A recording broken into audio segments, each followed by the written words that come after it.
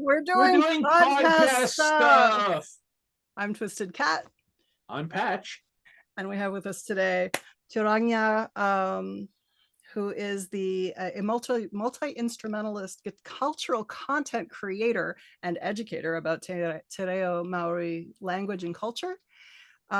We first came across him when he took over for Ethan as bass player for New Zealand band Alien Weaponry. And they were featured in our first episode of this podcast. 4-2 was with them.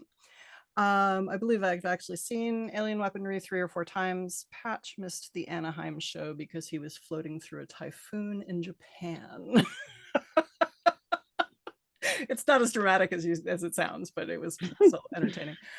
So thank you two for joining us. Thanks for being on the podcast. Hey, kia ora. Thank you for having me. So are you saying that you've actually talked to the boys before I was a part of it?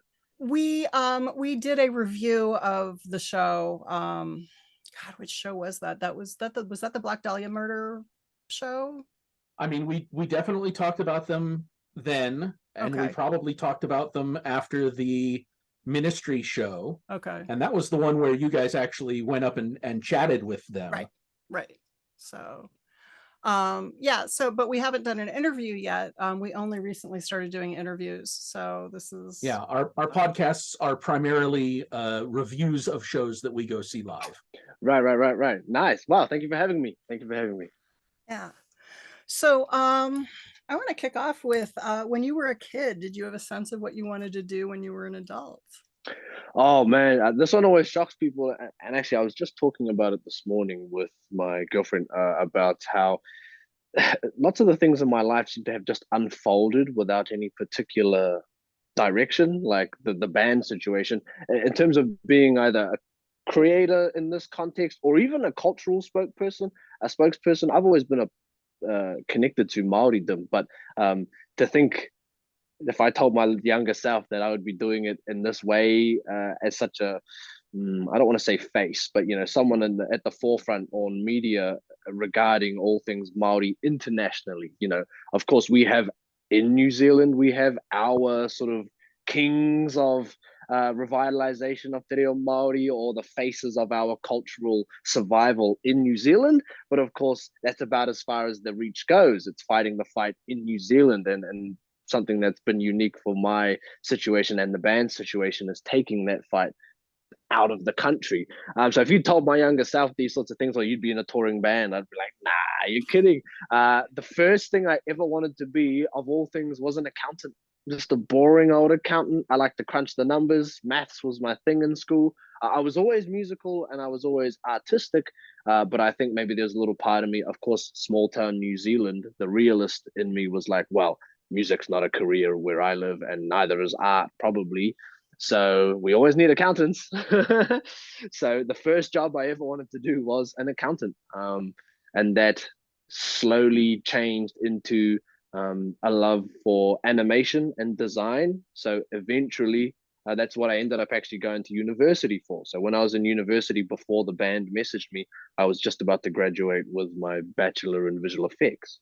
And then the band messaged, and then it all flipped upside down from there. Yeah. So did you actually finish at uni? I'm just curious. I didn't. I asked the band, I said, I only have, a year left. Are you absolutely needing me right now? And they said, yes, you have to come now, otherwise we'll give it to somebody else. And I said, okay. So I called my parents and I said, this has kind of showed up, but it's not necessarily at the time, because of COVID, it wasn't a guaranteed income or anything. So it was real quite a up in the air risk. The boys had just come back from all that amazing touring, which you probably saw them at these shows. And then of course they played one show, the last show with Ethan, which was in the Auckland Town Hall, I think late 2019, and then COVID hit. And so then it was at the end of New Zealand's first lockdown. We went into like that full lockdown. At the end of the first one, they sent me a message. And so I had been still doing university from my bedroom. We weren't allowed to go out. And I'd really lost interest in the university actually at that point. I'd been a few months where I'd really started to go, man, I don't know if I was just really, driving the inspiration in my soul. And then this opportunity arose, and I said, "Wow, it could be kind of cool. It might be the sign, to try shake it up. And you can always go back to university. You can't always Right. have another opportunity to join a touring band, whether it works or not." I said, "Hey, maybe I do one tour, and I'm like, I don't like this, and then call it quits." But here I am, 2.5 years later, still doing it. But so I didn't finish university. That they were required me to come at that moment. So I said, okay, and called my parents. And luckily my parents because we all grew up together, me and the boys in the band. My parents were well familiar enough with their situation. It wasn't quite like I didn't have to prove anything. They knew who they were. They knew the situation. They were just concerned, of course, about being so close to the degree finishing. But of course, COVID. The COVID was the big hurdle there, because it was like, oh yeah, but we also can't go on tour because everything's on lockdown. So I have to leave university, but not to actually go anywhere. Right. So, but they were fine. They were fine, and here we are. Okay. Outstanding. What So exciting. lots of thoughts come up in your conversation. You were going to university for visual effects, which in New Zealand makes a lot of sense if you're sort of in touch with what's going on in media these days. New Zealand is kind of making a huge resurgence in a lot of ways, what with Weta and the whole VFX, and even not necessarily virtual, but there's lots of fabrication and that sort of physical effects going on in New Zealand. And you made some allusions to big faces for the Maori culture and ambassadors, and I feel like there has been a huge resurgence, or not resurgence, but a huge uptick of Maori representation in media through the various talent that is out there. Can you speak to that? Like, how does that make you feel? What are your thoughts on all of that? Yeah, and so I mean, because I imagine you must have come across me originally, even if it was from the band, probably through TikTok or something, maybe, or on the social media platforms. And when I burst onto the social media scene, and it sort of happened very quickly. I'd already been in the band for a year, I think, but the band social side of it was, well, not a super consistent thing. We weren't touring, and that, our socials grow a lot when we're on the road. But then I just had my moko done, and at the time, like you said, there is this sort of Māori or Polynesian it's been a trend. It's been a growing trend in film and media and social media. And just as I hit the scene for TikTok, it was bang in the fresh time for the algorithm that Māori particular was blowing up. And so it must have just been the right timing for it to all set off. And then, of course, we see things like the Avatar film, the new Avatar film being heavily inspired, that new tribe being heavily inspired by Māori and Polynesia. And then of course, much before that, Moana, I think, probably was a big boost in Polynesia as a whole, getting a bit of a bigger international recognition, which has its own, yeah, and it has its own faults, that film, and how it went about portraying it. But it was a big part, I think, in bringing Polynesian cultures to the forefront, which we hadn't really ever seen before. And then small things like Temuera Morrison, who is Boba Fett at the moment, but of course played all the clones in Jango Fett and all the Star Wars films. He's Māori as well, and so he's brought it into he's made it known in his realm as an actor and in interviews, and even the likes of people like Jason Momoa, who is not Māori, but he has strongly resonated with Māori as a Hawaiian man, and he's performed things like haka on the red carpet, and he works with people like Temuera a lot. He likes to hire Māori, and he's currently in New Zealand at the moment, even filming a TV show about Polynesia as well. So I think it's definitely in the air at the moment, the rise of Polynesian to the forefront, and it's great because we've got so many stories to tell. This is amongst all the Polynesian peoples, whether it's Māori or not. There's so much to tell, and there's so much more to tell than a way that something like Moana portrayed it. Yeah, I mean, even Dwayne, who was it, a Oh, voice of for course, The Moana, Rock. and he's doing Haka and like he, oh, the stupid Hobbs and Shaw Yes, they had a, did the haka in that. yeah, very nice.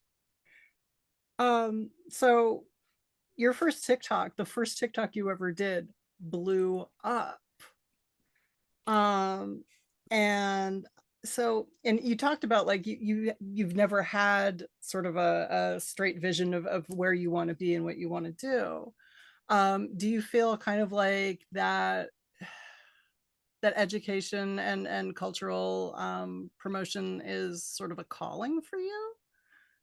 Yeah, well, lots of people always say like, "Oh, too, you'd make such a great teacher. You'd make such this and that and this and that." And it's funny because it's one of those things where it's like, it's not. Yeah, I never would have remotely considered myself to be considered one of these people. Potentially even from an element where I wouldn't, at 2 years ago, say I might not have even considered myself knowledgeable enough to even be allowed in that space as an educator. And to be fair, I have learned an incredible amount since being on TikTok and being not expected to, maybe isn't the right word, but all of a sudden you are trying to be correct and impart your knowledge on people. And Maori knowledge is a very difficult thing to share because rooted in our culture is the belief that one person doesn't have there's not one correct way for anything. And everyone can have a different way to do it. And those are all valid ways to go about something. We don't have the sort of one ruler, one word, one law kind of mentality. So when I'm trying to create as a creator, talking to predominantly non-Maori or even non-New Zealander, the majority of my viewership is from the United States. I am trying to create the most as general answer to these questions as I can, the most general, the most absorbable ones, which of course can upset Maori sometimes because they will come at me and go, "Oh, that's too simple," or that's not accurate enough, or my family say this, or my family say that. My grandmother always said this. And I'm like, yes, that's very true as well. And that's not to say that they aren't true. But for most people, they're going to require a lot more research and looking into things to come into the knowledge that you have and that we have as Maori. But I'm trying to teach information for those who are not Maori, and so the education thing, I also wanted to create content that the first videos were just mindless content. It was just a pukana challenge from what I remember or something. I just thought it would be fun to take a part in. But when I realized, because obviously I posted it not expecting anything, I was just posting for fun. And then it blew the heck up. And then the second one blew the hell up. And then the third one, which was the first one that was a question and answer. It was one of the first, it was the first video where I did the actual talking to the camera thing. Blew the hell up, like way more than the first two videos. And I was like, well, this is something. And actually, originally, I thought, well, that's all right, though. Never post again. It crossed my mind. I was like, I'll just leave it there. My 3 videos on TikTok, and I'll call it a day. But then it just the questions kept coming. And I thought, well, I'm in the band. This is part of the band. Having a social media presence will help the band from that side of at the time, of course, that was my job. Social media was just fun. And so I was like, well, maybe I'll keep doing it. And I guess as long as the questions keep coming, and I said, I'm not going to create pukana content for the rest of my life, but educational content that it has a little bit of substance, maybe, that not only keeps other people entertained, but it keeps me entertained as a creator. I don't want to be creating mindless, repetitive dribble, while also, being intellectually fruitful for a viewer. But for myself, like I said, I've done lots of learning in my teaching over the past year or however long it's been on. I think maybe a year and a half now,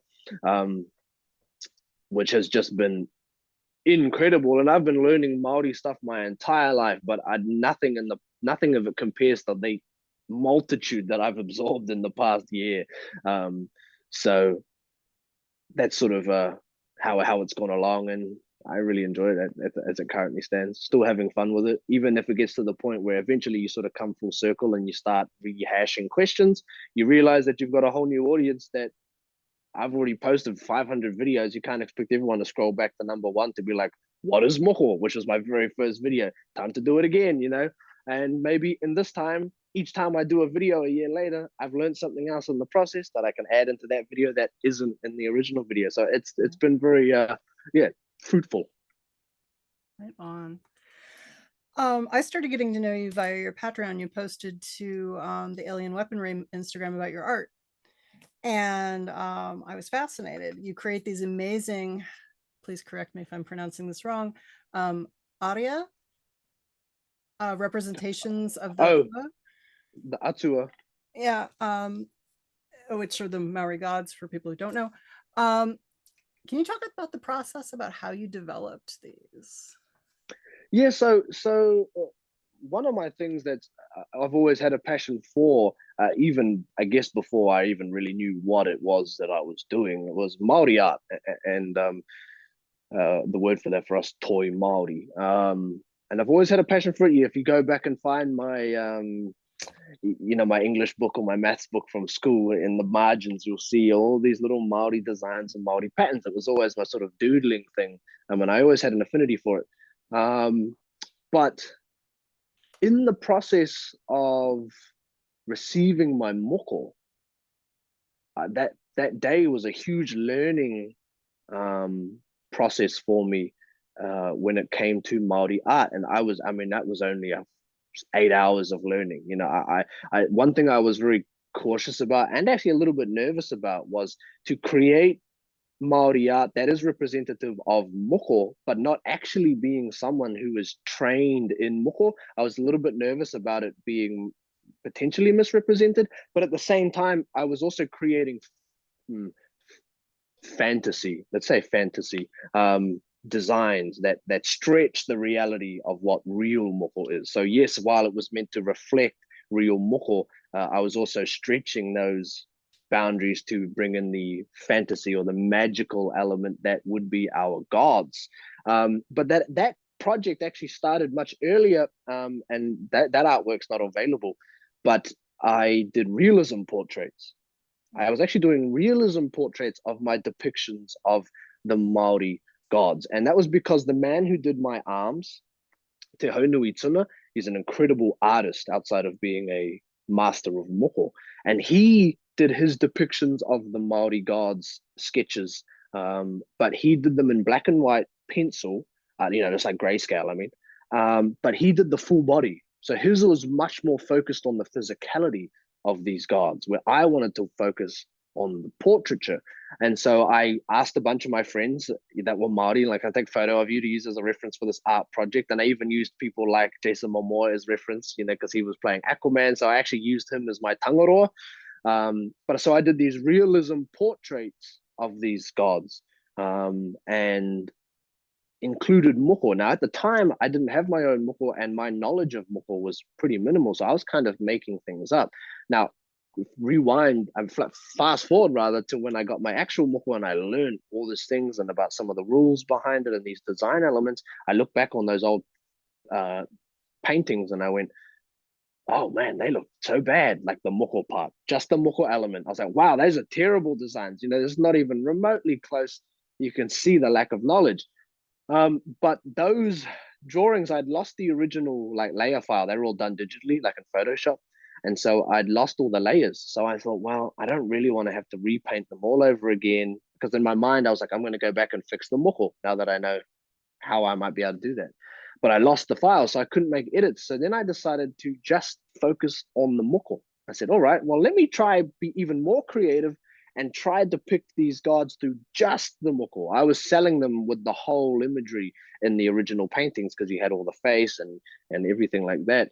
I said, let me try and figure out if I can depict them solely through the moko. And then here we are. And so I managed to create the artwork first and sort of saw how that went. And then I got lots of praise for it, even amongst Māori, which is where I was nervous about it. And then slowly worked on more recently, all the t-shirts and stuff. And as we're going forward, I will now transitioned back into the more just the standard Māori art stuff that isn't necessarily purposefully depicting anything, just more to show the art styles of our art styles. But yeah, so that was been a pretty cool project to do, actually. And each design is different, and each design I either tried to push really hard in the fantastical element of it, and it's a tricky thing to explain exactly how I stretched those elements, but without the sort of the more heavy knowledge on the template, because it's kind of a moko does have a template, like a motifs that you will see if you line up 10 Māori men with moko, you will probably see the lines from the nose, 4 lines, 3 lines, 5, 2 lines, whatever, but they will always be there. The circles on the nose, the meeting in the spiral, you had the flick and on the cheeks and stuff. And of course, mine's only half done, but if you look at people with the forehead, all those lines look very similar. And when you zoom in, you start to see where the details come into play.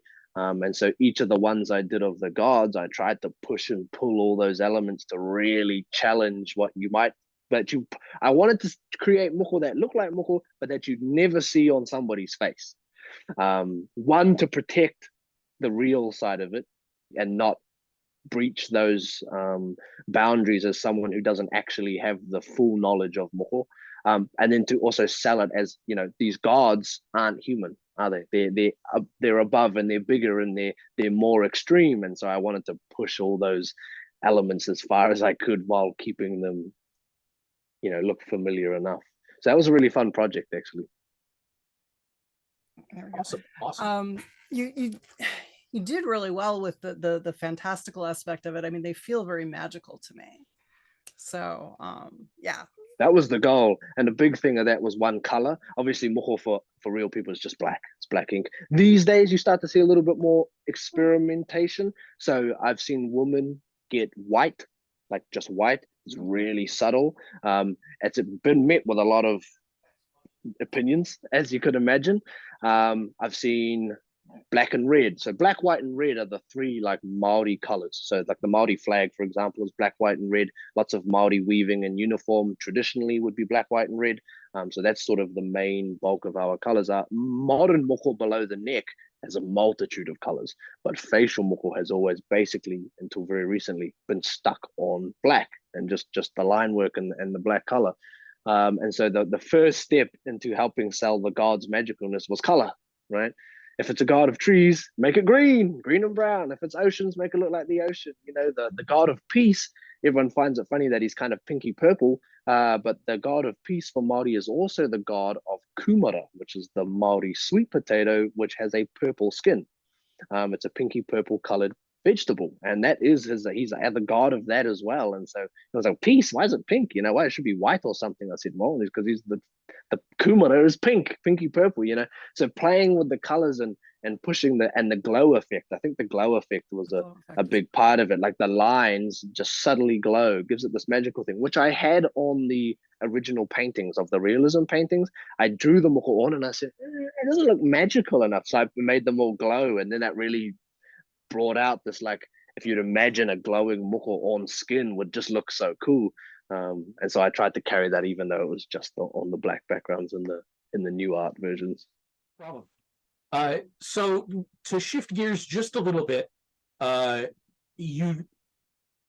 told that you didn't play bass before you auditioned for the band or before they called you, and obviously you joined as their bass player. What other instruments do you play, and which one is your favorite? Yeah. So that's true. I never picked up a bass before, but by the time the boys, I've been playing guitar for 10, 11 years at that point. So my knowledge of guitars and fretboards and that sort of thing was so heavily cemented. It was bass, of course, for anyone, is just translates pretty much the same. Ethan, of course, was a hell of a bass player. He was a true bass player versus a guitar bass player. And so I was like, wow, I don't want to come in, and I was nervous. I was a bit nervous to replace such a force. Ethan was such a force for Alien Weaponry, rather than just being, some bands just have band members that are band members. But Ethan, of course, in a 3-piece as well, it's much harder to have someone who gets lost in the mix because there's only 3 people to focus on. Right. And so Ethan particularly was such a force, and he had such an aggressive bass playing style to match Lewis's very aggressive picking style. And so luckily for me, the very first instrument I ever learned was piano. So I'm a piano player first. I started learning piano when I was about 6 years old. So that's still my number one most played instrument. And then when I was about 11, I think I picked up the guitar for the first time. And guitar ever since has been my favorite instrument. That's been my home instrument. When I get home, I want to play guitar. When I play guitar for work, I want to get home and still play more guitar. So like guitar became my passion of an instrument. I picked up drums along the way there because my younger brother was a drummer. So he had a drum kit, and I was like, "Oh, teach me how to play drums. That sounds cool." I attempted to learn violin. Attempted. That is a very difficult instrument. I still have it. So one day, maybe when I'm retired and have lots of time, I can sit down with it. And I also had a passion for a chromatic harmonica because I'm a big Stevie Wonder fan. And so I saved up some money to buy one of his fancy harmonicas, not just a blue one, that has the switchy thing on it, which is I'd played normal blues harmonica before, but picking up the chromatic, I was like, wow, this is a whole different beast. And then when the boys messaged me was, bass. And I said, oh, I never played bass before, but there was a few things that were saving grace for me. So I don't know exactly how many people were a part of the auditioning process for the new bass player, but it was an audition process. I wasn't the only one asked. But apparently I was the only one who played with my fingers. And I was like, interesting. And because for me, one, it felt natural. Ethan was a finger player, so I figured I might as well be a finger player majority. And so my playing piano came in very handy because I already had the dexterity. And to even top it off the most was one of my first passions for guitar was actually flamenco. Flamenco guitar. So of course that's all this and all that. So I had all the triplets and the bass fingers pretty much good. I hadn't been a flamenco player for a while, but give it a couple runs and the muscle memory kicked right in. And so I was the only one that had come into the auditions that had the triplets and the gallops and all those things that Ethan had as a bass player and had in Alien Weaponry songs. And then I've been able to adapt in picking on stage, mainly because we have picks, right? Like band picks that have our little signature on it, Lewis and my picks.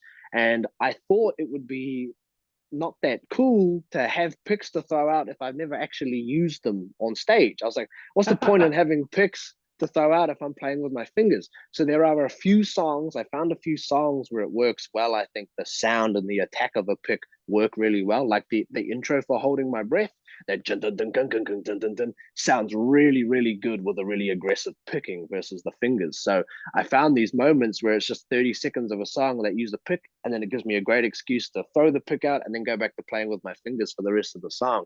Awesome. So it ended up sort of adapting and evolving quite well and quite smoothly. It also is great if for whatever reason you've been playing so aggressive and you got blisters. Poor Ethan, if he had blisters, he had just keep playing. He didn't know how to use a pick. I can now resort to picks if I'm in a get caught off, or vice versa. If I'm playing a bit of a pick, and I'm very clumsy with picks, it's one of the things I hate about playing guitars. I'm dropping picks all the time. If I drop a pick, I'm like, sweet, nope, I can just resort back to the fingers. So I'm glad that I have both because they sort of carry me in times of need.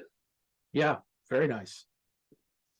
And so I think you probably already answered this, but you still play piano for your own enjoyment for the other?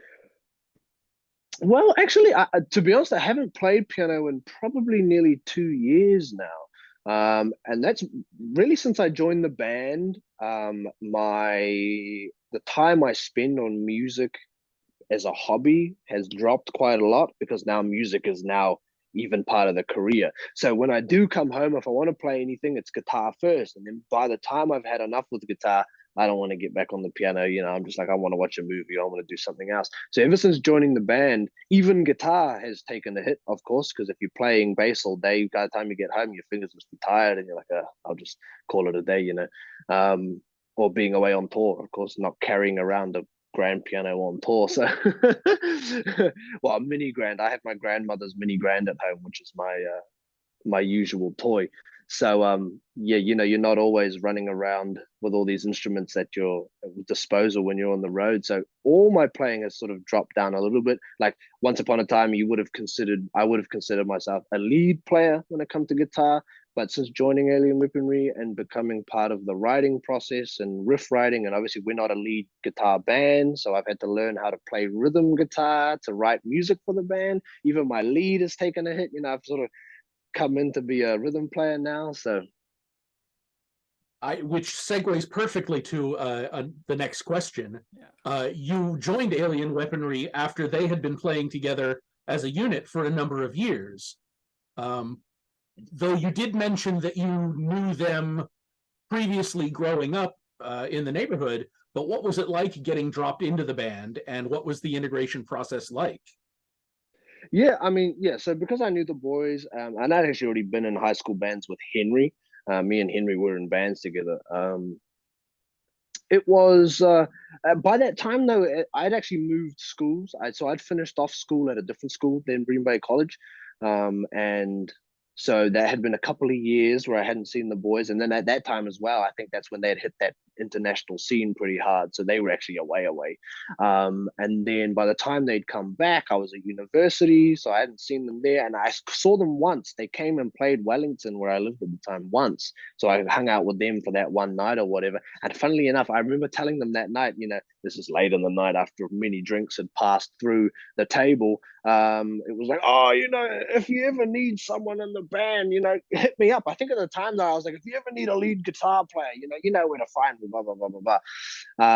Lo and behold, come a year later, he's like, oh, well, we don't need a lead guitar player, but we need a new bass player, right? And I said, oh, bass. But funnily enough, the reason I took the offer to audition was because it was bass. So even though I'm a guitar player, I'm actually hideous afraid of playing guitar for people. I hate it. It makes me so nervous.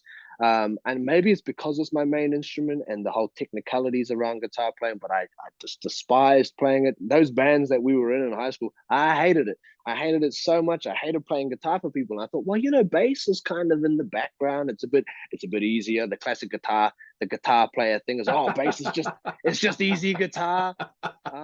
So I don't really have to worry about too much. So I, at the time too, I even said, can I just audition on a guitar just to show you I can play the notes? And they're like, no, you really need a bass. So I went to the music store and I just bought the cheapest bass on the wall. So at the time I was like, yeah, this will be great, and it was actually because it was bass that I took the job. I think if they'd asked me to play guitar, I probably would have said no. Just being out of too stage frighty for playing guitar. In your own head. Yeah, two in my own head. When now, if they ask me, of course, with a bit of stage, because at the time too, the last time I played on stage was years ago. But we're talking at school, so it's only 50, 100 people, whereas then the first international show I think I played was in the US at Aftershock Festival, which is 20,000 or something. And I was like, it's a total culture shock from high school bands. So the integration was all right. The hardest thing for me, of course, was moving back to Waipu area, back to Whangarei, because I do enjoy cities. Even though we're from small town New Zealand, I do enjoy the city lifestyle and having things in walking distance and the bustling noise of the night and all that sort of thing. So going back home to a small community, back home to your family's house, where we live is so small that there's not actually anywhere else to live. So you might as well go back to your home. So I just went back home with my parents, which is where I still am. Those sorts of changes were quite difficult. Of course, you're moving away from your friends that you have all living in these cities, and not that it's too far away, but of course, to drive to Wellington where I live is a 10-hour drive from Whangarei. So if you're going back to see them, either you're flying, which is very expensive, albeit only an hour or two, or you're driving a whole 10-hour drive. So those sorts of changes were difficult.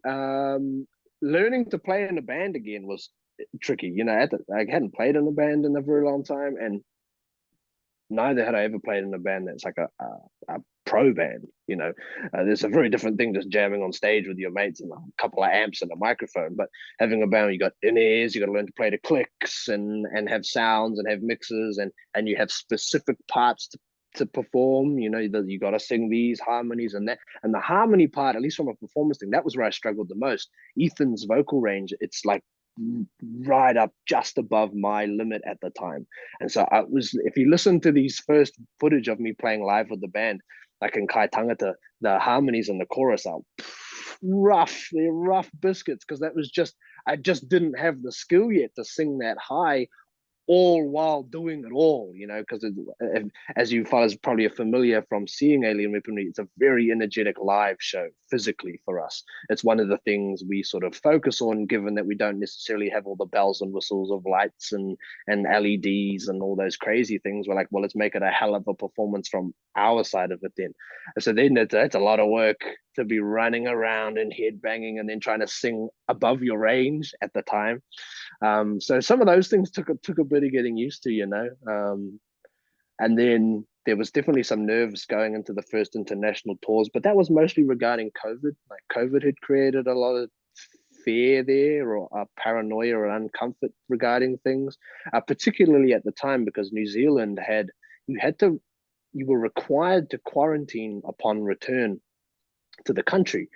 But it was a gamble on whether you could book it, because obviously thousands and thousands and thousands of people were trying to book these quarantine rooms. And so the system that they came to make it fair for everyone was a random draw. So you'd be waiting in a queue with, you know, it would say like 30,000 people are trying to get 1,000 rooms, and it would just randomly assign you. And so we had to try and do this over and over again, because we were like, we can't get on a plane without it. You know, that seems crazy, because you get on a plane without guaranteeing that you'll return home.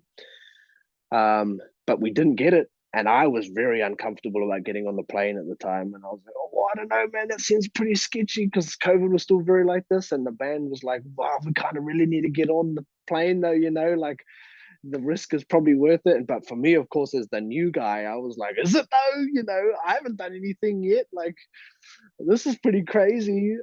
And then I got on the plane though anyway, and it was the first week into tour. Our tour manager stayed up late to sit on the computer again, and we were like driving between states, and we're all asleep, and he's like, yes. And we're like, what? And he's like, I got it. We booked our quarantine. So then it was all fine, and then we had a great tour. But yeah, there was definitely some adjusting to do. It wasn't super easy. It wasn't difficult though. It was just different, you know. It's different. So did you do any like vocal training with a vocal coach to raise your vocal range? I didn't. No, I haven't. The boys had training when they were very young.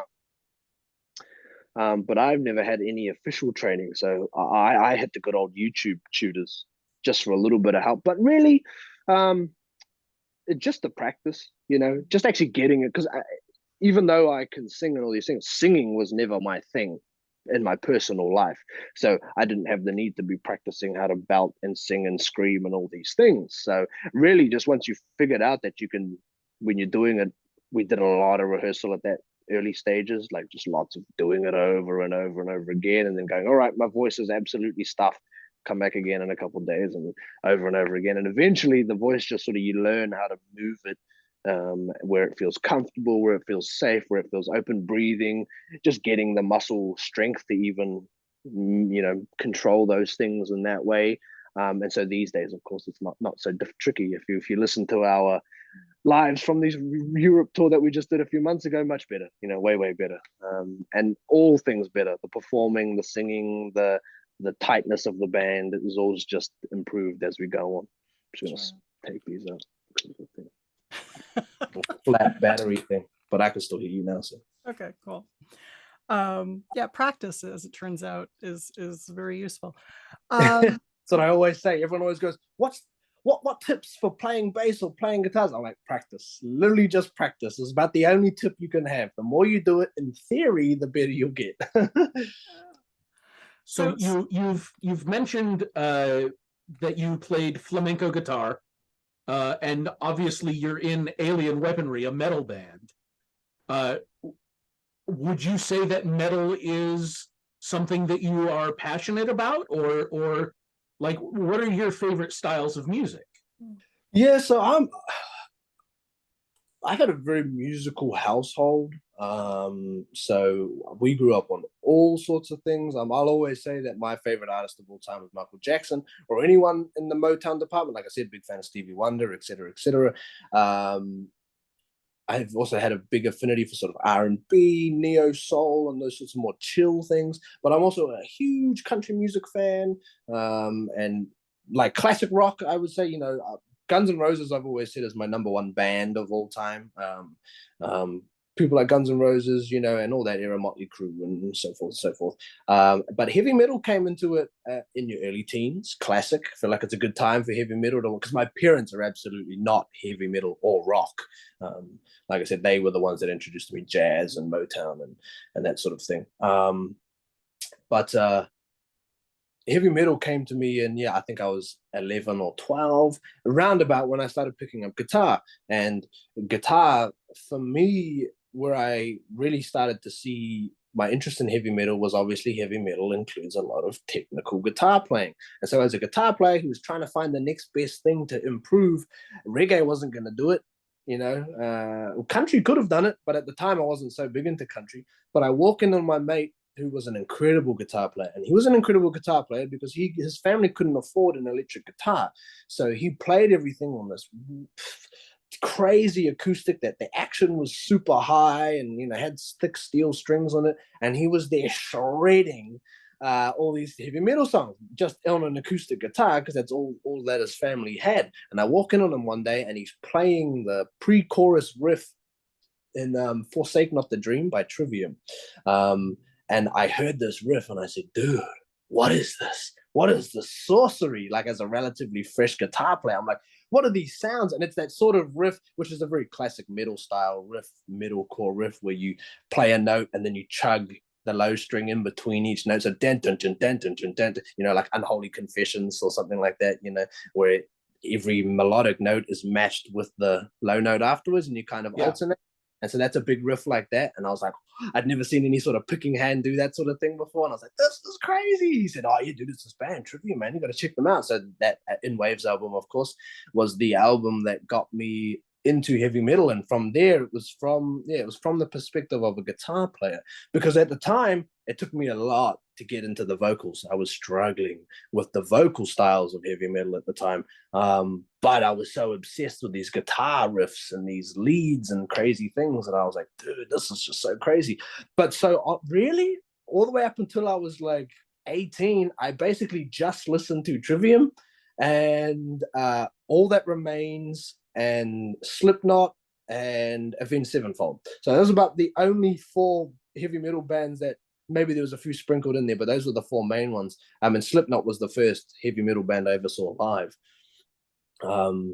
They were the four bands on my playlist, and that's all my playlist consisted of, pretty much up until like university.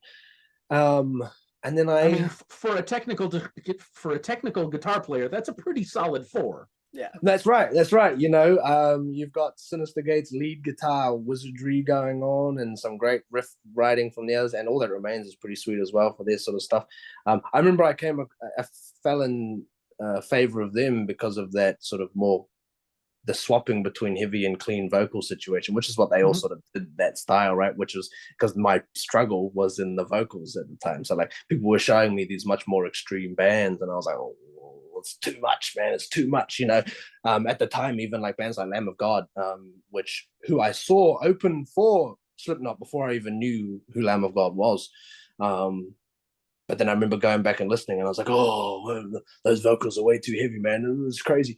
But then come university was about when the Boys released 2, I think 2018 comes to mind, something like that. And of course, Kai Tangata. And I remember I remember the very first day that the Boys ever played for our school, when they moved to Whangarei and they played at school for the first time. And Lewis was like a child. He was like 9 or something. And at the time it was like, what the heck? He was like, prepubescent boy going, it was like a lot of noise. But come early teens, when they had the idea to switch over to Māori or include Māori, I heard Ruana for the first time, and I went, hold up now, this might be something. Anyway, and then Fast forward again many more years, and 2 comes out and Kai Tangata's on it, and I said, hold up now, this is something here, this is banging. And then it kind of kicked off. So Alien Weaponry actually sort of kindled my journey into the heavy metal department, and I started exploring with more bands then, and that's when I ended up coming back around to Lamb of God and going, I was pretty sick. And it started slowly building up, but even then it was still pretty mellow because I listened to so much, and my listening of heavy metal was either in guitar, sitting down with a guitar, or at the gym. And so one of my big passions before joining the band was bodybuilding. So I spent a lot of time in the gym. And so heavy metal was the best. It was the genre for the gym for me. But when I finally joined the band and I was talking to our crew, we used to have a drum tech. His name was Daniel Johnson. And he is like that great library of Alexandria of heavy metal in a man. He's just got every band, every song, every artist is in there. And I'm like, how do you keep track of all this stuff? He's probably got tattoos of every band in existence all over his body.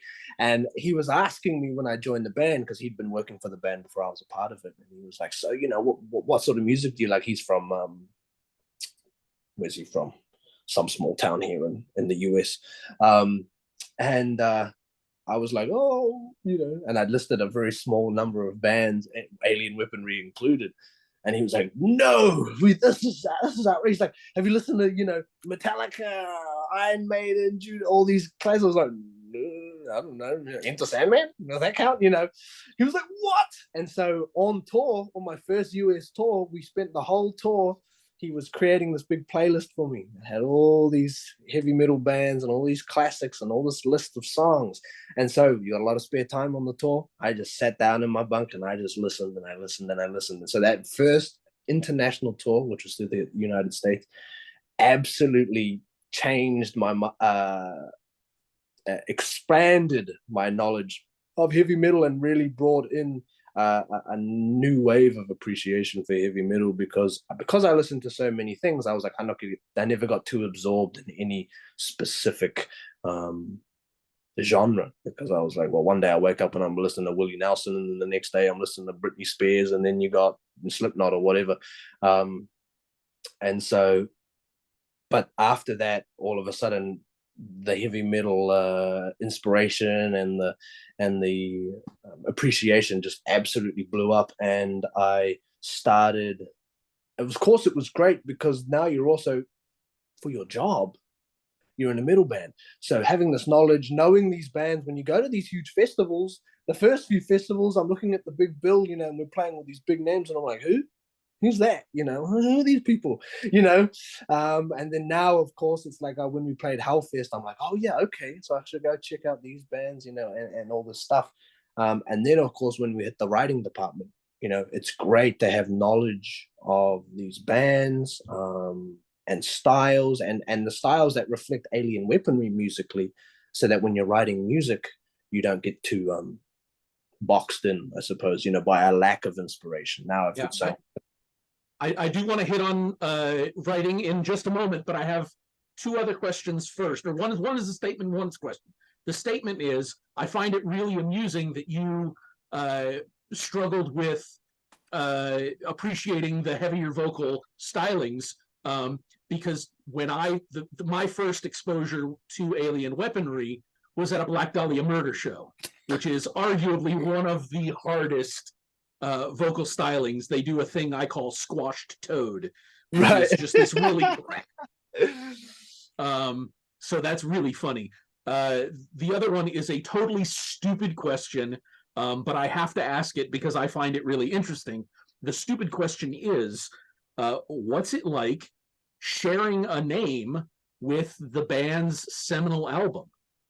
Yeah, no, it's a funny thing because there was a few when I first joined and we were doing the press or whatever for the swapping, and then at the time, of course, the boys we were in the middle then of the promo for Tangaroa at the time, the album, and so there was all these questions, the new album Tangaroa and your new bass player too, and because at the time I was easier for me to just go by Tū, right? For the most part, I didn't introduce myself as Tūranga.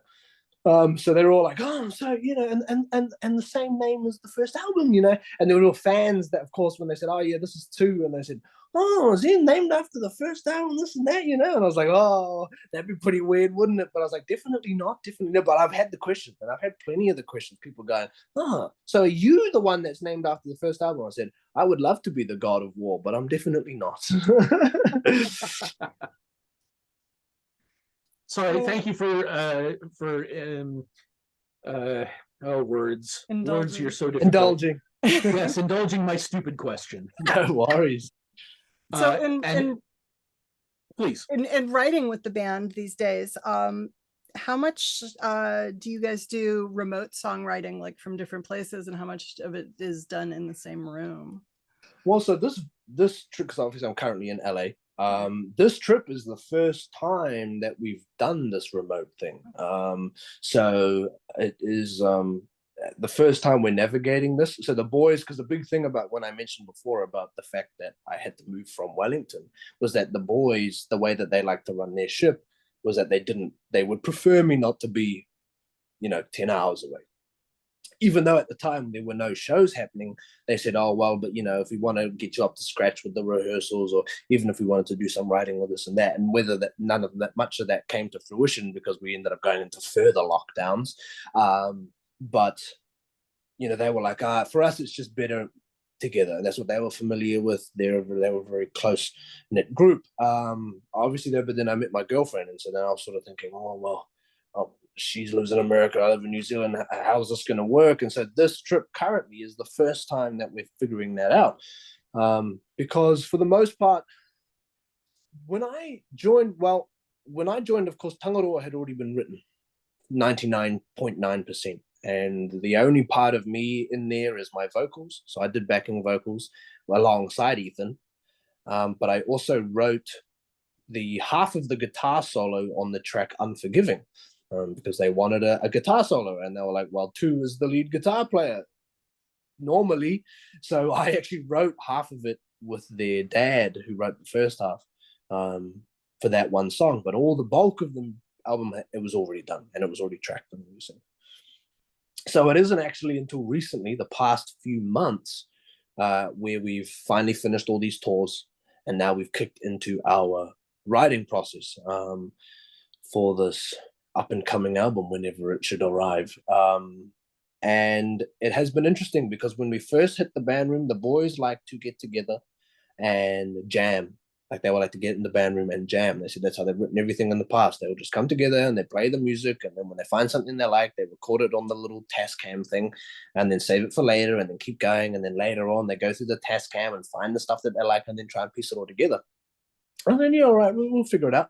We'll try that out. So that was actually late last year that we started getting in and starting the very early writing process. And they were doing it, they were having a great time, but I was finding it very difficult because obviously as a guitar player in the band room, I'm on the bass, and I'm not going to do too much writing on the bass. The bass is easy to write in tandem with the guitar, but if I have any fresh ideas, I would prefer them to be on a guitar. In the band room, I don't have a guitar.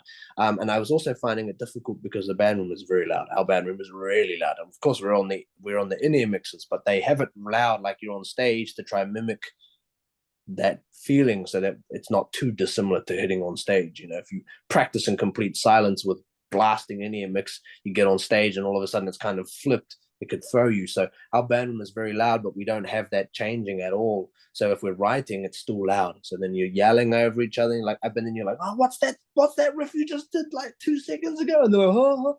And so I was having a hard time with it. The boys function like that, and they just love it, and they're so familiar with it. I feel like I was much more methodical or wanted a very specific approach. So we met up one day, and I said, hey, look, I'm having a bit of a hard time with the way this process works for you guys. If you guys want to keep doing like that, that's absolutely fine, of course. It's your band at the end of the day. But if you would like my input for writing, I propose that I do it like this. And for me, that is at home in my studio at home, sitting behind the computer with your audio software open and just writing into the recording as you go, having everything structured, MIDI drums, amp simulators and all that very technical stuff to visualize it and get all these ideas out. And then I would just track them and save them. And then when I've got a bunch of them, come to the boys and be like, this is what I've got. Do you like any of it? And they say, no, no, no, no, yes, yes, yes, no. We can cull it and bring in the good ones, and then work on them together. So when I originally did that, I wrote about 18 songs, I think, in about a month. And, 30% of them good, 30% of them all right, and 30% of them trash. But just getting them all down, start to finish. I tried to keep them all under 5 minutes. Don't go over 5 minutes. Just put all the ideas down, whether you like it or not. And then, because you never know, even if I hate it, the boys might like it. And originally, one of the first ones I wrote, one of them I named Absolute Ass or something, like sucks terribly, don't even bother. And they liked it a lot. And they said, actually, no, I think I'm going to keep this one. And I think Henry was like, I think it just needs different drums, but the riff is sweet. And I said, oh, maybe, so that's the importance of, for me, for keeping the ones that even you might not like, because your band members have different ears and they hear different things. And the drummer hears something different that I'm just putting in MIDI drums and I'm just clicking, but he's obviously hearing it as a proper drummer. So I wrote all these songs, and then we had Christmas break. So then we were off for months. And then come end of Christmas, we hit this European tour. So there wasn't much happening. But then we've come home from Europe a couple months ago, and then we just went straight in and we started going through my lists. We started going through what the boys had. Lewis writes a surprising amount. He doesn't even realize it. But what I've been doing is filming them. Like, if he plays a lot of random stuff during sound checks, and that he might never ever play again the next day. And so I just been pulling out my phone as the social media guy who's savvy with the phone. I just been pulling it out and filming him in sound check or rehearsal. And he had this little riff, and I'm like, just save it for later, put it up in the Google Drive, And then when we come together, I go, remember this riff? And he's like, no. And I'm like, good, because that's why I recorded it. It seems to be working quite well. I definitely have brought a bit of a structure, a different approach to structure. I am the only member of the band that has like musical theory knowledge.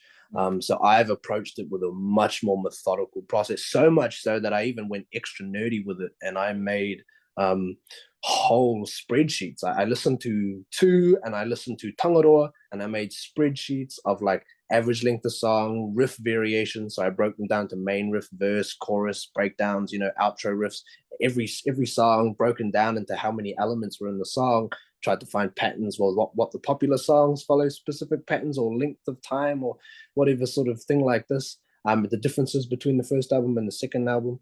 And tried to find these patterns, and so going forward we could see what we either need to improve on or try and keep as the sound. And then I even took it into the theory. I've been paying attention to how, because obviously when I'm writing, I'm not writing a 2-song, I'm writing a song for Alien Weaponry, I'm not writing a song for myself. So I have to be cautious of what the sound is that Alien Weaponry, the sound of Alien Weaponry, what is that sound, right? It's not Slipknot, it's not whatever these things are. So I had to be conscious, and I've been absorbing and watching Lewis play and learning the Alien Weaponry songs from a guitar perspective, and seeing what are these patterns and playing styles that he likes to do, and then sprinkling in a little bit of myself, right? But trying to keep the bulk of it, that Alien Weaponry sound. So I've like mega nerded out over it to try and insert myself now as part of the band from a writing perspective, because they want me to be a part of it. So I'm like, you want me to be part of it, I'm gonna do it, Awesome. So yeah, and so this trip here with my girlfriend has been another one. So I've written 7 songs, I think, since I've been here. I wrote the 7th one this morning, and it's coming along quite well. But so when I return home, I'll be like, here's what I've got, if you like any of it. As a band, as a collective, we've dusted off about 14 demos, I think. And we got plenty more to go. We want a big pool to select from, select our top, however many, I don't know how many songs go on an album, 10, 12 probably. So find our best of a big pool of songs to hopefully deliver an absolutely banging album, in theory. So what equipment do you use for writing remotely? So because at home, like I said, studio, I say studio, but because of my visual effects degree, most of my university I spent building a supercomputer, right? Like a whole big setup, which in theory was for heavy rendering and big rendering periods for animated stuff. So then when I come home, triple monitors, the whole big thing, big old PC box. I was like, the heck, what am I going to do with this big old thing? And I was like, I don't really want to get rid of it though, because I got so accustomed to it, and I do like my computers, and I like playing games and stuff. And so then when I joined the band, I was like, oh, you know what? The band, the boys' dad, who used to be our sound engineer, sponsored by Presonus. And so Presonus had sent us out all keys for Studio One, which is their DAW software. And so I was like, oh, you know what? This is a perfect opportunity to keep the beast, and and now I can use it to write music. So at home, that's my whole thing. So then I bought a microphone, and I bought monitors, and an interface, and all those things. And then because our management work with Gojira, they sent through Mario did a plugin for drums, and Joe did a plugin for Neural DSP for his guitar amps. And then I'm also endorsed by Dark Glass, and Dark Glass have a Neural DSP plugin as well. So then I don't have to have any amps. It's literally just all my guitars through the computer, all digitally simulated, and then the drums are MIDI drums and all those helpful things.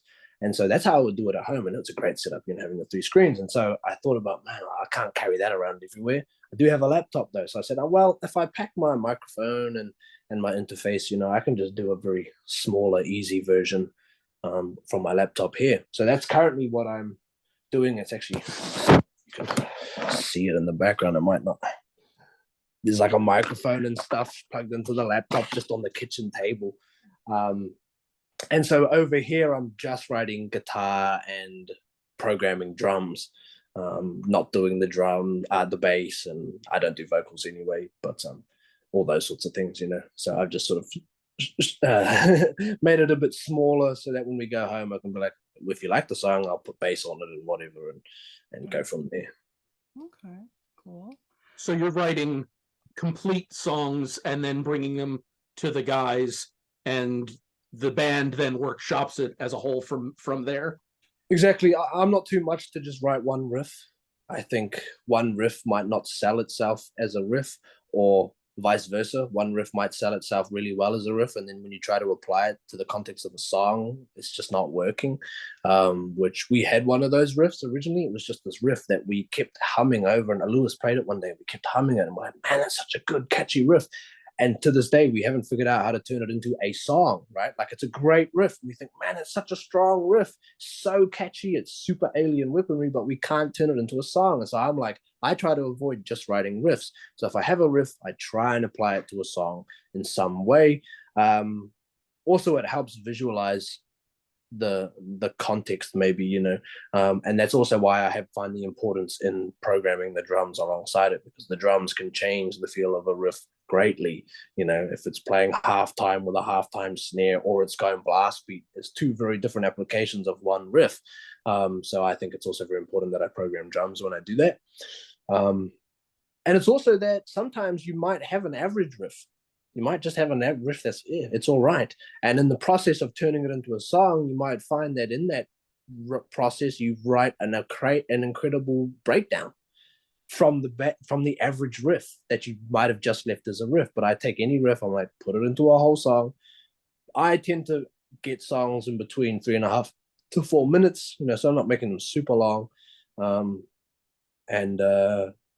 Because that happens sometimes. I take the riff, and the boys, when the boys hear the final songs, if the original riff was, say, the main riff that I wrote, but when they're listening to the song and they're reviewing it, they actually go, the song's all right, but I love this section, from 1 minute 40 to 2 minutes. They go, that section's really strong. So then we'll take that section, and Lewis might rewrite the rest of the song, totally different song.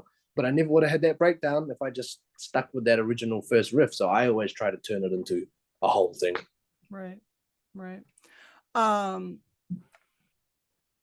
assuming you're no longer playing just a cheap bass off of the wall of the music store. How many basses do you travel with, and which one's your favorite? Yeah, so very promptly upon getting the green light from the band that I was going to be the new bass player, they very quickly put me in touch with Spectre basses, who endorsed Ethan prior. So Ethan always played Spectre. The very unfortunate thing that I learned very quickly was just how expensive Spectre basses are. And Spectre's not quite the company to send you stuff for free because of the expense of their instruments. And I was like, okay, the poor uni student who has to now buy 6 basses or something. So that was a very prompt call to the parents going, hey, can I, rack up a loan, please? I need these now and I can give you the money later when we're famous, And so I currently have 6. I got the 6, I think, 2, 2, and 2. 5, because I need 6 to create a separate backup. So I travel with 4 basses. My 2 mains and then my 2 backups, and so 2 4 strings and 2 5 strings. Lewis travels with way more guitars, but he's been fortunate enough over the years to build up his collection in the territory. So they got storage in the US and storage in Europe, and so he's got a lot of his 6 strings in the territories. So he only travels with his 2 7s, which he doesn't have anywhere else. But I currently still travel with all my basses, which is why I need to get 1 more Spectre to make it the 6th, so that I can at least leave 1 pair somewhere. And I could, in theory, leave all my backups, 1 in Europe and 1 in the US, and just travel with my main 2. But my favorite one, if you go on my Instagram or you ever see footage of us live, it's the 5 string that is wood. It's wood the whole way through, and it's got a beautiful strip down it. It's a beautiful Spectre, a US make. I was very lucky to find it, because Spectre, for one, is very difficult to find in New Zealand. And it's very expensive to import. So even if Spectre give me artist prices, you then end up just paying heaps anyway on the importing. So I was very lucky to find a very nice one in New Zealand that was secondhand, because brand new it would sell my car. And it managed to be for secondhand, and so that's currently my favorite. And I always said, if the band doesn't come, I'll sell all the rest of them, but that bass. It's just a beautiful instrument. It's a beautiful piece of craftsmanship. But I don't entirely know what the specs of it are. I'm terrible with hardware specs when it comes to music. I'm like, bass has got 4 strings, guitar's got 6. Sometimes some of Lewis's have 7. Yeah. Okay, so I'm going to shift gears just a little bit. So Guns N' Roses were like, you said they were kind of like it for you, as far as like, you guys got to open for them recently. We did. Tell me about that. It was a very interesting process. As you can imagine, Guns N' Roses are Guns N' Roses. About as one of the biggest as you can get, right? The next step is opening for someone like Metallica. The other thing was that it's a New Zealand show. And so New Zealand shows are they're difficult. They're not the most streamlined or the most organized, well-organized events. Our event organization standards definitely don't hold up to the grandeur of some of these international shows, even at that big of a scale. They're selling out our biggest venues in the country, but it can still be a little bit tricky. And so little things like, even though in theory it could have been one of the biggest shows we played, New Zealand's an interesting market. New Zealand is a huge, and it normally shocks a lot of people, but it's a huge drinking culture in New Zealand. And so lots of people, we were supposed to go on stage very early, like 5 p.m. or something, or even 4:30 from what I remember. It was really early in the day. Most people, for one, don't even finish work. So this was like a Thursday, the show. And New Zealand's also another place that if you're playing any day that's not Friday or Saturday, good luck, right? Good luck having anyone at your shows, let alone 30,000 or whatever the cap of those venues were. And so we go on at 5, doors open at 4:45, 15 minutes to put 30,000 people in the venue. There's no way. When we played with Gojira in Paris, which was 15,000 or 20,000 or something, they had a whole hour. They opened doors up hour before the first band, right? More realistic, an hour to safely usher in that many people. No, not for us, right? So it was a very unique thing. It was an interesting experience.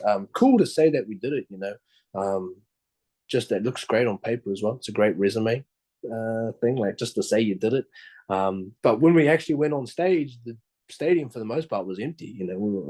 But it was an interesting thing as well, because at the same time we sort of think, well, if you truly picked because it's a big stadium, so even 2,000 people in a 30,000 people stadium doesn't look like a lot of people.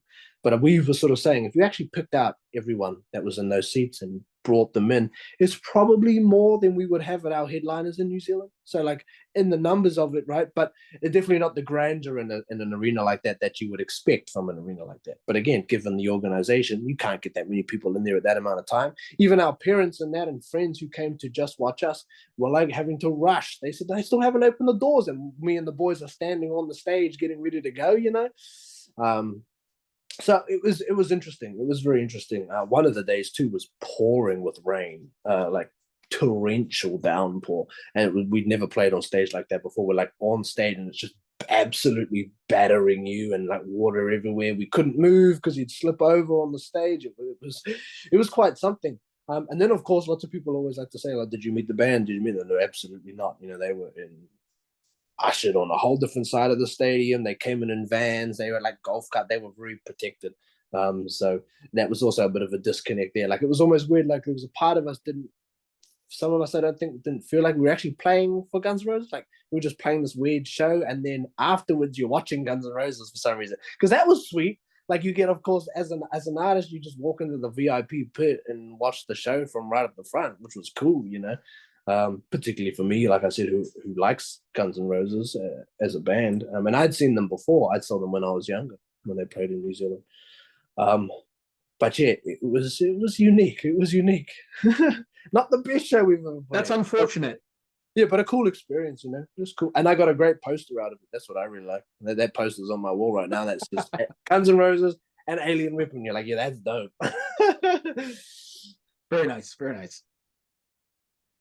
So you mentioned a little bit about fans in New Zealand versus, for instance, fans abroad. I've heard that fans abroad will sing along with your songs, even in Māori, but that fans in New Zealand don't necessarily. Yeah, it's absolutely true. There is a reservation, sort of a fear, maybe an uncomfort for some potentially at home.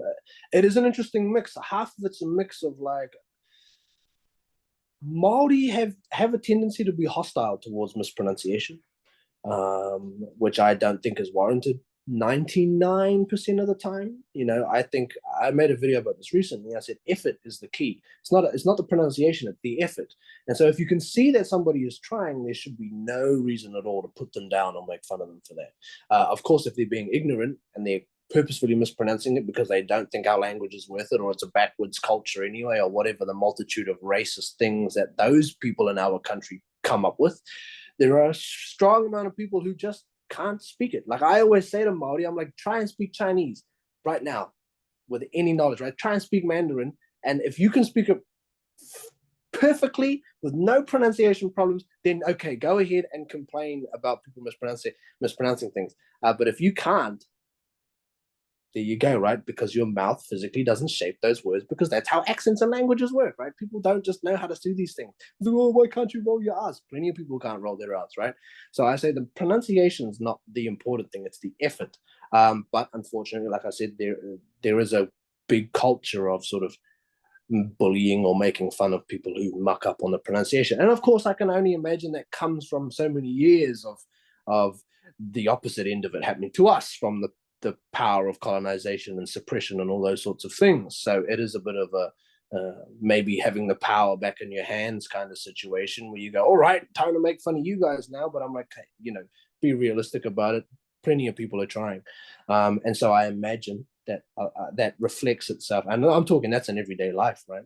So I imagine that reflects then onto our fans who are coming to watch a show. And so instead of just being comfortable enough to sing along to the songs, they might be going, well, I don't want to say anything wrong. You know, I don't want to mispronounce it. I want to do this and that. And so we do see it. We do see that. Because, of course, the Māori in our crowd's gone for it. They're singing their hearts off, right? And so it's from those who are not Māori that maybe are like, can I? Should I? Will I? You know? And so, and then when we go to places like Spain, they can't help but sing. They don't care what they're singing. They don't even care if they're in the right realm of words. They're just going for it. They'll get the melody. All they care about is getting that melody out. And it's great, we don't care. The last thing we're going to do is get offended at our fans singing something wrong. You're singing the song, man. That's sweet. That's cool as hell. The energy's there. And we always like to say to our NZ fans, we always make that clear when we do interviews in New Zealand. It's like, man, the people overseas, they just go for it. They don't care what. They don't care what they're singing, or even if they're remotely close, they just love the music and they're feeling the music and the passion behind it, and they're going for it. And so I'm like, we need to bring that energy back home. Tell our fans it's fine. It's the last person you're going to upset is us, at least.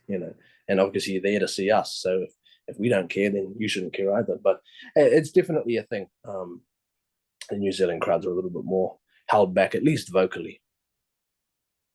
Does that you see a lot of sorry, go ahead. I was just curious if that affects the energy you're experiencing on stage. Well, I mean, they bring their energy in other ways. The pit, of course, is still roaring and rolling, and they're going crazy there. It's just, to be fair, not most countries aren't like Spain. Spain is very vocal. They're less of a pit crowd and very much a singing crowd. They'd be singing for everybody. And so I've heard South America follows that same sort of mentality in places like Mexico and those Latin American places. For some reason, the singing is part of their crowd energy, whereas you go to places like Scandinavia, they don't say lick, but they're in there, they got the craziest pits. They're just going absolutely mental, and Americans are great at cheering. That they just woo, the song finishes and woo. That's what Americans are great at. And clapping and cheering. So every crowd has sort of got their own thing, right? So the New Zealand energy is absolutely still there, I think. Of course, the scale is different. We're not playing 20,000 people festivals in New Zealand. We're playing our 200 people little shows in small towns, but certain places, particularly uni environments where your crowds are young, go pretty crazy,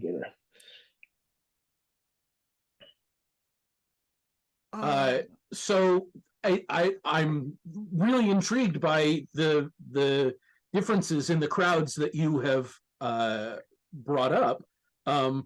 What are some of your favorite crowds to play for? What sort of energy do you thrive on?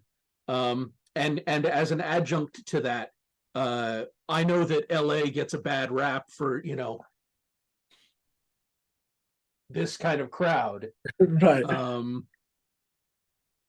So and purely selfishly, when are you guys coming back to LA? Yeah, so I've never played with the band in LA yet, right? So, but that same association happened in New York. So we played New York, and all that everybody was telling us are the city's, because I'm a big fan of skylines. So I was very excited to go to New York because I just love the architecture of cityscapes. And they said, oh yeah, too, you might be loving it here, but New York's got this crowd. The standing crowds, they got the ones that stand. I said, oh, really? Well, this and that. And so they worked it up to me that this was going to be a crowd that didn't do anything. And then we played St. Vitus, this great tiny little hole in the wall venue in Brooklyn. And they were great. They were right up in your face and just going crazy. And they didn't at all fit the stereotype that everyone kept trying to put on them, So I never go to these places now expecting anything. Some places that you might think are going to be great energy are dead that night, or whatever. For me, I'm a big fan of the singing crowds. I love hearing the singing. So Spain, all my favorite shows have all been in Spain. I just love that taking out the in-ear and just listening to the crowd absolutely go at the songs, particularly, I think, because Alien Weaponry does have such a melodic element to it that hearing the crowds mimic that is pretty sweet. But I also love a good pit. I love a good pit. And over the few tours that I've done with the band, I've learned now what sort of places I can get crowd interaction in, and not even necessarily in the shape of a pit. So now there's like a 30 seconds towards the end of holding my breath where I'm not actually playing the bass. It's just me and Lewis going, opening my eyes, worse than death. And I'm not doing anything. And Lewis is playing the guitar. So now I've just started, clapping above my head. All of a sudden, that's so universal. Anything that requires no talking because you're not necessarily somewhere where the majority of the crowd speaks English. So if you can do these things that anybody can click onto, that those things always work really well. So one of those is the clapping. So I started doing that on this most recent tour, and now it doesn't. I don't think there was any show where I started clapping and the crowd doesn't clap back. Where there are shows where we're trying to do like the wall of death or something that requires us to talk to the crowd, and obviously in some of the non so English speaking crowds, it's a little bit more like, they're sort of a bit more looking on with stares of just staring, and you go, yeah, because so you've got to be very clear and visual in your movements. And so anywhere that the crowd responds to you, any crowd, and sometimes you might think, oh, these crowds are going to be really great, and then they're not, and the crowds that you least expect it, and you just get out there and you have fun, and then they actually bounce off really, really well, and then you just end up having a great show. So it's less about specific places other than Spain. Shout out Spain, and always shout out Spain. But less about specific places, but any crowd that bounces off of you. And particularly, of course, these past few shows have all been opening shows. They're not headliners. So it's a different thing to get a crowd that you have to safely assume most people don't know who you are to respond to you is great. Obviously when we play a headliner, the energy's totally different because you've got people who are there to see you and they know your songs and are going to sing back, right? Because they're familiar. So when a Gojira set, we can't be expecting people to sing back because they're there for Gojira. So then it's about trying to entice them with our performance. Of course, for us as a band, the haka at the beginning always does this first thing where it instantly makes people go, huh? What is this? And then it already clicks them into this sort of different space, ready to then connect further. So as we further get through the set, that's right, the energies can really just pick up. And then there are crowds where that even from the get-go, they are not about to be about it. And it's like, okay. And so then we just know, don't spend too much time sort of embarrassing yourself talking to a crowd that's not going to respond. Our in Kai Tangata now, our wall of death split it used to be the same length because we were on the time code, but we split it up so that we could now make it as long or as short as we want, depending. And so now we have these moments where we can go, okay, this crowd's not really going to respond, so keep it quick, still do it for those that want to partake in the wall of death. Or then you have places like when we played Finland and we just split that pit up for like a good minute and it split the entire crowd up and it was the biggest one of the whole tour, right? So you get certain crowds that respond well and not, and so it's up to us as performers to pick and choose your battles with certain crowds. Which leads me to, you mentioned that most of your recent shows were not necessarily headlining shows. But when you do play headlining shows and the crowds are there to see alien weaponry, do you find a lot of maybe Māori fans abroad in places that you wouldn't expect them, and what is that like? Yeah, we have every now and then you will play a show internationally and you'll either see. Sometimes you can just pick Māori out, like for those of us that know what we look like, you could just see them in the crowd sometimes and you go, oh yeah, there must be a local or even just a Kiwi, right? Of course, not necessarily Māori, but someone from New Zealand. So when we played that New York show, there was a couple of Kiwis there. And of course, you can hear them the minute they start talking to you. Like, hey, mate, how you doing? And you're like, oh, there's a Kiwi. And so that's always pretty sweet. It sort of brings you back to home for a minute, because when you get so far away, you do start to feel a little bit disconnected, when you spend so much time away from home. And so whenever you bump into these people, it's sort of like, oh, that's right, and that's pretty cool. And it sort of makes you get a little bit less homesick, maybe. And then, of course, in rare circumstances where it is actually a Māori person, there is a fan of the band and now a friend of the band who lives in Copenhagen, who was a Māori man, and he came to our shows last year in Europe, but he went on stage with the boys when they played Copenhagen. That's the festival there. And he got the crowd to do a haka for the boys. Like, he taught them a very quick haka. And so that's where the boys first met him. Anyway, so we saw him again. We invited him out to the show the last time we played Copenhagen last year. And then of course it's things like, so for the Māori greeting, the hungi, right? Pressing noses. When you meet someone like that overseas, you get to give them a hungi, and then that takes you back again, gives you because that's not something you're doing with everybody, going, hey man, how you doing? And then going in for the nose, probably get you a swift punch on the jaw in some places. So that's always pretty sweet. But then even in very rare circumstances, we were playing Glasgow, I think, this one, most recent one, and someone, non-Māori, but a fan, that came up and asked for a hungi.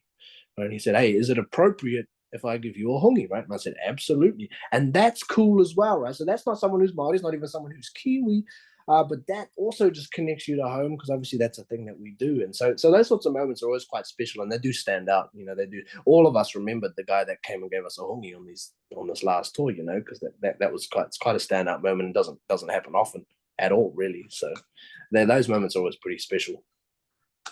I would imagine that happens less post-COVID than it did before. Yeah, absolutely. So are there plans for a headlining tour, and are there plans for coming and playing the West Coast? I have no idea, honestly. All that sort of stuff is normally done out of my hands, right? Because the band, of course, is run by the two brothers, and I'm really just their bass player and that sort of thing. But I think what we do know is that there will be none of that happening until there's more music. So we need more music to be able to get the whoever organizes the tours to organize the tours. So that's why we're so frantically writing at the moment, because it's like the longer we take the write, the longer before we get back on a plane. So we have a show in New Zealand in about a month, 2 months. So that'll be nice to sort of hold us over, just a little local show in the middle of the North Island, which will be fun, just to keep our itchy pants, our itched. But in terms of the big runs, yeah, as soon as that new music comes out, I think people can safely expect some shows nearby. But until then, it's going to be pretty quiet. All right, cool. And Twisted Cat, do you have any other questions? No, I was actually going to start with my thank yous. Okay, so I have one last question that I have to ask. Are you an All Blacks fan?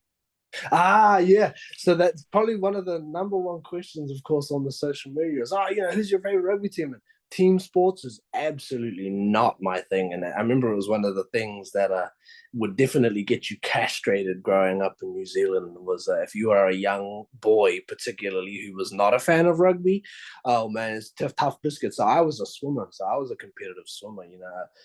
I always liked to ensure that my winning was only relying on myself. Didn't have to rely on anybody else to catch the gold medals, and I was good at it. I was one of welcome to a band life. Yeah. I was a national gold medalist actually when I was a swimmer, so I was like, see, that's exactly why I do it myself and don't to do anyone else. And then whenever I didn't get gold medals was in relays. So relying on the others. But I'm not even much of a watcher of I'm not much of a sports watcher. Like I said before, one of my other passions was bodybuilding, so I do follow that. And as of more recent, I've gotten into sort of sports climbing.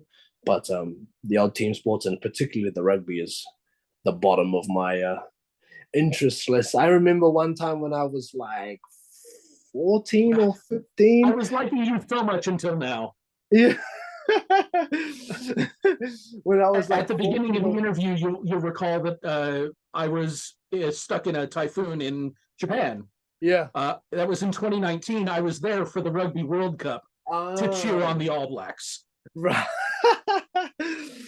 Yeah. Well, you're doing it for me. Yeah, my dad, of course, avid rugby supporter, as a good Kiwi bloke is, and you will often hear the nights of yelling at the TV, and everyone's got to close the doors because otherwise it's just dad going, "Ah!" screaming at the TV and all that jazz. But me and my mother and my brother actually are not included in that. Fair enough. I won't hold it against you. Yeah. All right. Well, thank you so much. We've completely gone over time, and I appreciate it.